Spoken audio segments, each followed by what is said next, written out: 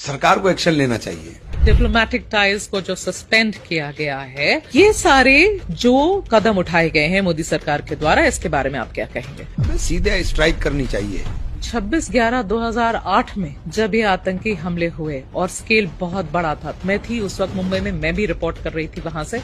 उस वक्त भी देश का मिजाज यही था, सरकार आपकी थी, एक भी स्ट्राइक नहीं हुआ। ऐसा क्यों? कस्साब को फांसी किसने दी? 26/11 के बाद सरकार ने जवाब क्यों नहीं दिया? एक एक को ढूंढ ढूंढ कर 3 दिन तक मारा और किस तरीके से कत्ल किया। मैं ट्राइडेंट के सामने 3 रात वहीं सोई हूँ सड़क पर। क्वेश्चन होना चाहिए कि इतनी जगह पर एक मिनट बोलिए, फोर्स का डिप्लॉयमेंट क्यों नहीं था?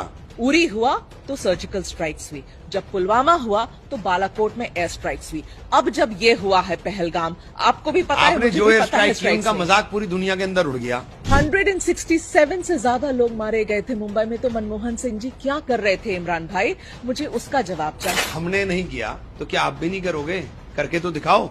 ये देश तब तक खतरे में रहेगा जब तक हम देश में सांप्रदायिकता बोलते रहेंगे। इमरान भाई, आप लोग राजनीति करते हैं ना धर्म के ऊपर?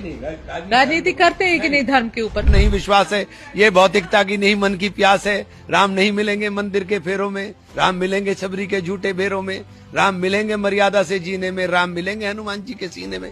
ये भी तो इमरान है। इमरान मसूद वही है जिन्होंने कहा था कि गुजरात में तो सिर्फ 4% मुसलमान है, यहाँ कितने हैं, यहाँ आ जाओ फिर बताते हैं, और फिर आगे की शब्द तो मैं नहीं बोलूंगी। जोड़ के हाथ अल्लाह के लिए, खुदा के लिए, भगवान के लिए, वाहेगुरु के लिए, जीसस के लिए, सबके लिए कहता हूँ कि नफरत होना बंद करिए। जब ये 2014 में है, जब तक आतंकवाद का खात्मा हो चुका था। खात्मा हो चुका था?